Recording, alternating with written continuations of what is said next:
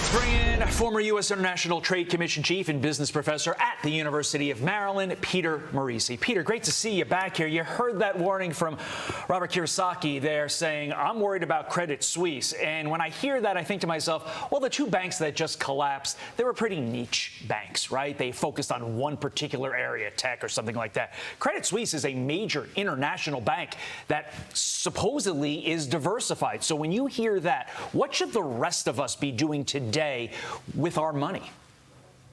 I think you should feel confident that your money's safe at the bank. It's that simple. The Federal Reserve and the FDIC have taken the appropriate measures to ensure that your money's good. Credit Suisse has had problems for years and years, and it must be pointed out that since the financial crisis, European bank regulators have been reluctant to take the kind of actions that were taken in Britain and in the United States to resolve banks that had shaky business plans. Deutsche Bank is another that's been very, very troubled for years. We're going to have crises. It's the nature of banking. It's the nature of capitalism. It's the baggage we deal with in a market economy, and that tends to flush out the weak sisters. This was an example of it with the bank in California because its holdings were so heavily skewed towards treasuries, which are good securities, but you shouldn't have 50% of your money in them. So when you talk about the economy, do you think this signifies any type of issues or more issues with the economy than what we originally thought? Not that I can see, to be very frank with you. My feeling is what they did on Monday, the basic problem is what they did on Monday, they should have done on Thursday.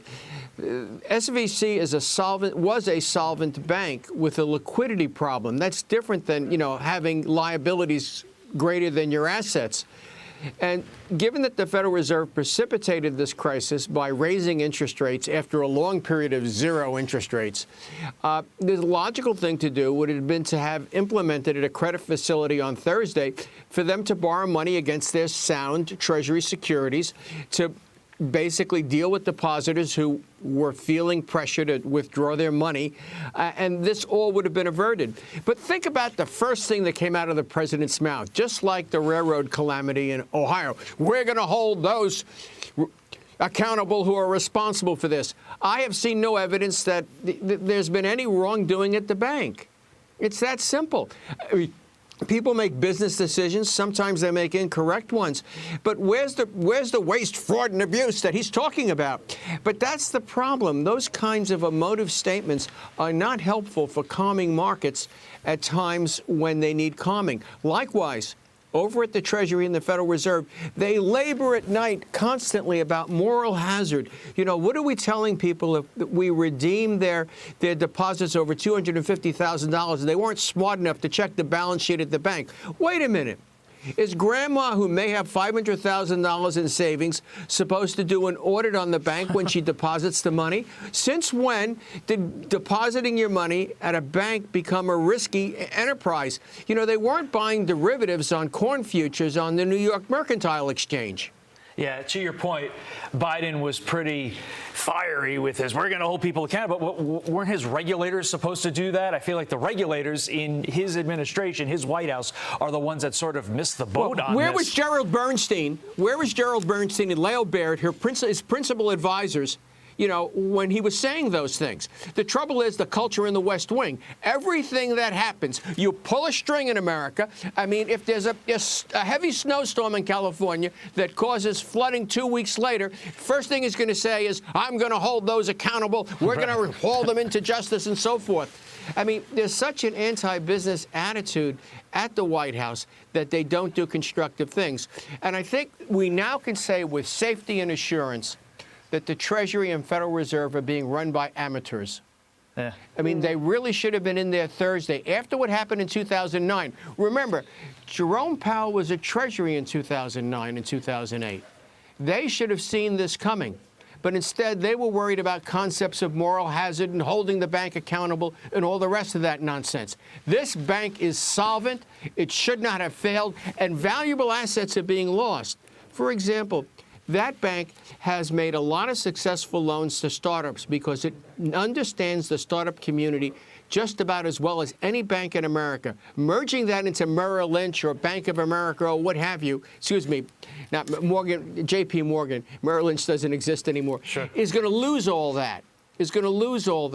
This bank had a solid loan book. It wasn't making loans that were failing. This was a well-run bank that got caught in an interest rate squeeze manufactured at the Federal Reserve. And instead of stepping up on Thursday, the amateurs at the Federal Reserve let this thing fester over the weekend. Now people are panicking in India that their money's not safe in U.S. currency, and so on and so forth. This is absurd. Okay, so Peter, what should the Fed do? Now it should continue doing what it is doing, and that is basically assure people that a loan facility will be available to their bank if they need to get credit against their Treasury and mortgage-backed securities holdings. Those are safe assets. These banks are not making loans like they were in 2007, triple mortgages on 700% of people's income and all this nonsense. We're past that. We have seen no evidence of unsound banking practices, so they should basically be there for these banks if they have to borrow money against their Treasury securities. They have the facilities to do that. And then basically meet next week and raise interest rates like they should to combat inflation. If people want to get rattled over that, too bad. Right. Yeah. But that needs to be done. All right, Peter Morici, thank you so much. By the way, there are are lessons from the 1970s about this. The Federal Reserve let up in the 70s on several occasions, and we ended up with double-digit inflation. 70s, they didn't follow through because of economic conditions. As I'm told, 70s were not a good time for money. Peter, thank you very much. Thank you. Appreciate it. I'm Steve Ducey. I'm Brian Kilmeade. And I'm Ainsley Earhart. And click here to subscribe to the Fox News YouTube page to catch our hottest interviews and most compelling analysis.